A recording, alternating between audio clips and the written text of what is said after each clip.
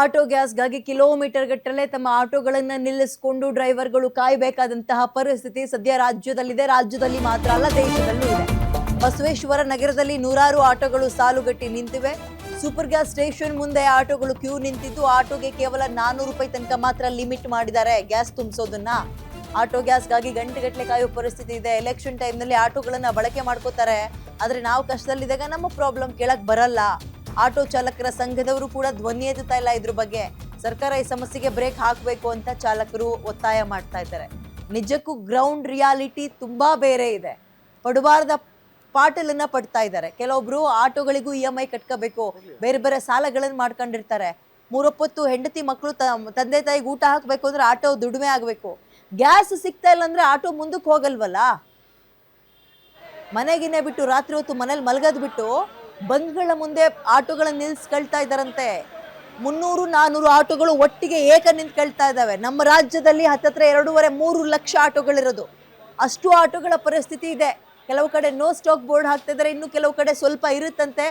ಆದರೆ ಅಲ್ಲಿ ಲಿಮಿಟ್, ನಾನು ಹೆಂಗ ಒಂದು 1000 ರೂಪಾಯಿನ ಎಷ್ಟೋ ಒಂದು ಖರ್ಚು ಮಾಡಿ ಫುಲ್ ಮಾಡಿಸ್ಕೊಬಿಡ್ತೀನಿ ಗ್ಯಾಸ್ ಅನ್ನೋಂಗೆ ಇಲ್ಲ ಪರಿಸ್ಥಿತಿಯಲ್ಲಿ.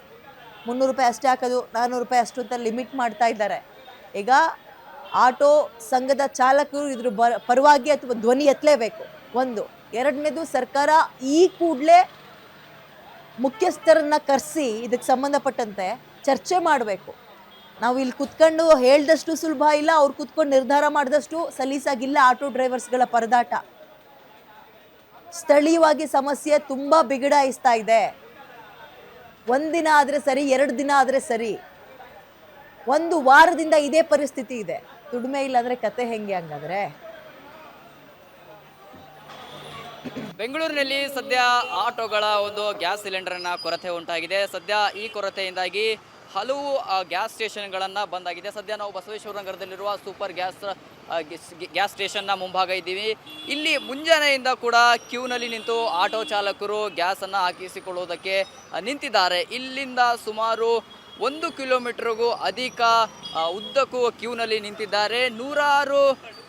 ನೂರಾರು ಒಂದು ಆಟೋ ಚಾಲಕರು ನಿಂತು ಆಟೋವನ್ನು ಫಿಲಪ್ ಮಾಡ್ಕೊಳ್ಳೋಕೆ ಇಲ್ಲಿ ನಿಂತಿದ್ದಾರೆ. ಆದರೆ ಈಗಾಗಲೇ ಗ್ಯಾಸ್ ದರ ಬೆಲೆ ಕೂಡ ಹೆಚ್ಚಾಗಿದೆ. ಇದರ ನಡುವೆ ದುಡ್ಡು ಕೊಟ್ಟರು ಕೂಡ ಗ್ಯಾಸ್ ಸಿಗ್ತಿಲ್ಲ. ಹೀಗಾಗಿ ಆಟೋ ಚಾಲಕರು ಹೈರಾಣ ಆಗ್ತಾ ಇದ್ದಾರೆ. ಈ ಆಟೋ ಒಂದು ಗ್ಯಾಸ್ ಸ್ಟೇಷನ್ನಲ್ಲಿ 400 ರೂಪಾಯಿಗೆ ಮಾತ್ರ ಒಂದು ಆಟೋ ಒಂದು ಗ್ಯಾಸನ್ನು ಫಿಲಪ್ ಮಾಡುವುದಕ್ಕೆ ಅವರು ಅವಕಾಶವನ್ನು ಕೊಡ್ತಾ ಇದ್ದಾರೆ. ಅದಕ್ಕೂ ಹೆಚ್ಚು ಕೊಟ್ಟರೆ ಗ್ಯಾಸ್ ಸ್ಟಾಕ್ ಖಾಲಿ ಆಗುತ್ತೆ ಅನ್ನೋ ವಿಚಾರಕ್ಕೆ ಕೊಡ್ತಾ ಇದ್ದಾರೆ. ಹೀಗಾಗಿ ಆಟೋ ಚಾಲಕರು ಹೈರಾಣ ಆಗ್ತಿರುವಂಥದ್ದು. ಕಳೆದ 3-4 ದಿನಗಳಿಂದ ಇದೇ ಪರಿಸ್ಥಿತಿ ಇದೆ. ಕೆಲವು ಆಟೋ ಸ್ಟೇಷನ್ಗಳು ಬಂದಾಗಿದ್ದಾರೆ. ಇನ್ನೊಂದು ಆಟೋ ಸ್ಟೇಷನ್ಗಳನ್ನು ಗ್ಯಾಸ್ ಸ್ಟೇಷನ್ ಇರುತ್ತೆ, ಗ್ಯಾಸ್ ಸ್ಟೇಷನ್ ಮುಂದೆ ಸಾಲು ಸರತಿ ನಿಂತು ಫಿಲಪ್ ಮಾಡ್ಕೋತಾ ಇದ್ದಾರೆ. ಹೀಗಾಗಿ ಈ ಒಂದು ವಿಚಾರಕ್ಕೆ ಸಂಬಂಧಪಟ್ಟಂತೆ ಸಚಿವರು ಕೂಡ ಒಂದು ಹೇಳಿಕೆಯನ್ನು ಕೊಟ್ಟಿರ್ತಾರೆ. ಅದೇನೆಂದರೆ ಗ್ಯಾಸ್ ಸ್ಟೇಷನ್ಗಳಲ್ಲಿ ಕೊರತೆ ಇಲ್ಲ, ಆಟೋ ಚಾಲಕರು ಯಾವುದೇ ಒಂದು ಗೊಂದಲಕ್ಕೆ ಒಳಗಾಗಬಾರ್ದು ಅಂತ ಹೇಳ್ತಾರೆ. ಆದರೆ ಎಲ್ಲೋ ಒಂದು ಕಡೆ ಕೆಲವು ಆಟೋ ಸ್ಟೇಷನ್ಗಳು ಬಂದಾಗಿದ್ದು ಇನ್ನೂ ಒಂದು ಕೆಲವು ಆಟೋ ಸ್ಟೇಷನ್ಗಳ ಮುಂಭಾಗ ನಿಂತು ಒಂದು ಫಿಲಪ್ ಮಾಡುವುದಕ್ಕೆ ಮುಂದಾಗಿದ್ದಾರೆ. ಹೀಗಾಗಿ ಆಟೋ ಏನು ಚಾಲಕರ ಸಂಘ ಏನಿರುತ್ತೆ, ಆ ಚಾಲಕರ ಸಂಘ ಕೂಡ ಯಾವುದೇ ಒಂದು ಧ್ವನಿ ಎತ್ತುತ್ತಿಲ್ಲ ಅನ್ನೋದು ಆಟೋ ಚಾಲಕರ ಕೂಡ ಆಗ್ರಹವಾಗಿದೆ. ಶೀಘ್ರವಾಗಿ ಏನು ಚುನಾವಣೆ ಸಂದರ್ಭದಲ್ಲಿ ನಮ್ಮ ಆಟೋಗಳನ್ನು ಬಳಕೆ ಮಾಡ್ಕೋತಾರೆ, ಬ್ಯಾನರ್ಗಳನ್ನು ಒಂದು ಪೋಸ್ಟರ್ಗಳನ್ನು ಹಾಕ್ತಾರೆ ಹಿಂದೆ. ಆದರೆ ಎಲ್ಲೊಂದು ಕಡೆ ನಮ್ಮ ಸಮಸ್ಯೆಗಳನ್ನು ಇಂಥ ಸಂದರ್ಭದಲ್ಲಿ ಸಮಸ್ಯೆಗಳು ಇದ್ದಾಗ ಈ ಸಮಸ್ಯೆಗಳಿಗೆ ಬ್ರೇಕ್ ಹಾಕುವುದಿಲ್ಲ. ಕೂಡಲೇ ಈ ಸಮಸ್ಯೆಗೆ ಬ್ರೇಕ್ ಹಾಕಬೇಕು ಅನ್ನೋದು ಆಟೋ ಚಾಲಕರ ಸಮಸ್ಯೆ ಆಗಿದೆ. ಕಾದು ನೋಡಬೇಕು ಯಾವಾಗ ಈ ಸಮಸ್ಯೆಗೆ ಸರ್ಕಾರ ಬ್ರೇಕ್ ಹಾಕುತ್ತೆ. ಮತ್ತು ಆಟೋ ಚಾಲಕರಿಗೆ ಅಂದರೆ ಮೊದಲ ರೀತಿ ಯಾವಾಗ ಒಂದು ಸುಗಮವಾಗಿ ಬಂದು ಒಂದು ಆಟೋ ಚಾಲಕರು ಒಂದು ಗ್ಯಾಸ್ಗಳನ್ನು ತುಂಬಿಸಿಕೊಳ್ತಾ ಇದ್ರು, ಅಂತಹದೇ ಒಂದು ಸನ್ನಿವೇಶ ಯಾವಾಗ ಬರುತ್ತೆ ಅನ್ನೋದು ಕಾದು ನೋಡಬೇಕಾಗಿದೆ. ಕ್ಯಾಮ್ರಾ ಪರ್ಸನ್ ರವಿ ಜೊತೆ ಸಂಗಮೇಶ್ ಮೈತ್ರಿ, ಗ್ಯಾರಂಟಿ ನ್ಯೂಸ್, ಬೆಂಗಳೂರು. ಈ ಆಟೋ ಓಡಿಸೋ ಪರಿಸ್ಥಿತಿ ಗಾರೆ ಕೆಲಸ ಮಾಡೋರಿಗೂ ಬರಬಾರ್ದು. ಈ ಥರ ಸಿಚುವೇಶನ್ ಯಾವಾಗಲೂ ಆಗಿರಲಿಲ್ಲ. ಏನು ಅಂತ ಗೊತ್ತಾಗ್ತಲ್ಲ. ನಮ್ಮ ಸರ್ಕಾರದಿಂದನೇ ಈ ಥರ ಆಗ್ತಾ ಇದೆಯೋ ಇಲ್ಲ ಬೇಕು ಅಂತಲೇ ಈ ಥರ ಮಾಡ್ತಾ ಇದ್ದಾರೋ ಗೊತ್ತಿಲ್ಲ.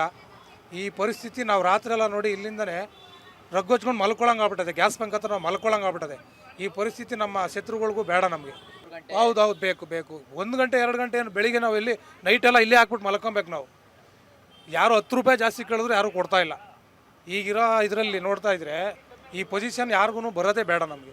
ಸಂಘದವ್ರು ಹೇಳ್ತಾರೆ ಅಷ್ಟೇ, ಹೇಳಿದವ್ರು ಒಳಗಡೆನೆ ದುಡ್ಡು ಕಾಸು ಕೊಟ್ಟರೆ ಅಲ್ಲಿದಲ್ಲಿಗೆ ಮುಚ್ಚಾಕ್ತಾರೆ ಅವರು. ಯಾವುದೂ ಇಲ್ಲ, ಯಾರೂ ಎತ್ತುತ್ತಾ ಇಲ್ಲ, ಧ್ವನಿ ಎತ್ತುತ್ತಾ ಇಲ್ಲ. ಸ್ವಲ್ಪ ನೋಡ್ಬಿಟ್ಟು ಏನಾದರೂ ಮಾಡಿ ಸ್ವಲ್ಪ ಏನಾದ್ರೂ ಕಾನೂನು ಪ್ರಕಾರ ನೋಡಿಕೊಂಡು ಏನಾದ್ರು ಕ್ರಮ ತಗೋಬೇಕಿದು. ಬಳಸ್ಕೊತಾರೆ ಅಲ್ವಾ? ಚುನಾವಣಾ ಟೈಮಲ್ಲಿ ನಮ್ಮ ಆಟೋಗಳು ಬೇಕು. ಈಗ ನಾವು ಬೇಡ ಅವ್ರಿಗೆ. ಈ ಥರ ಮಾಡ್ತಾವ್ರೆ. ಈ ಪೊಸಿಷನ್ನು ಯಾವ ನಮ್ಮ ಶತ್ರುಗಳಿಗೂ ಬೇಡ ನಮಗೆ. ಸರ್ ಹೇಳೋದೇನು ಸರ್, ಯಾರು ಇದ್ರ ಬಗ್ಗೆ ಒಂದೇ ಒಂದು ಚಕಾರ ಎತ್ತಿಲ್ಲ. 60 ರೂಪಾಯಿ ಇದ್ದಿದ್ದು ಗ್ಯಾಸು 110 ರೂಪಾಯಿ ಆಗೈತೆ.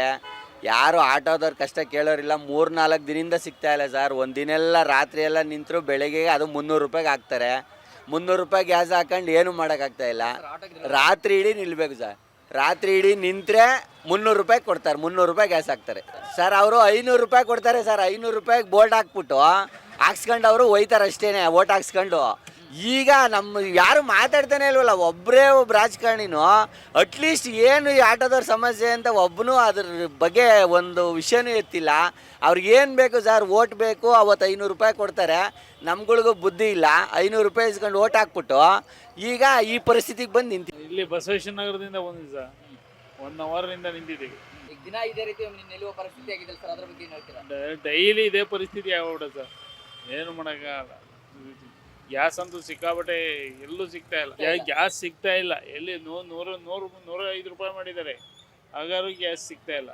ಆಟೋದವ್ರು ಇದೇ ಇಲ್ಲ. ಏನು ಇದು ಅದ್ರ ಸೊಲ್ಲೆ ಇರ್ತಾ ಇಲ್ಲ. ಇನ್ನು ಯಾರು ರಿಯಾಕ್ಷನ್ ಇಲ್ಲ.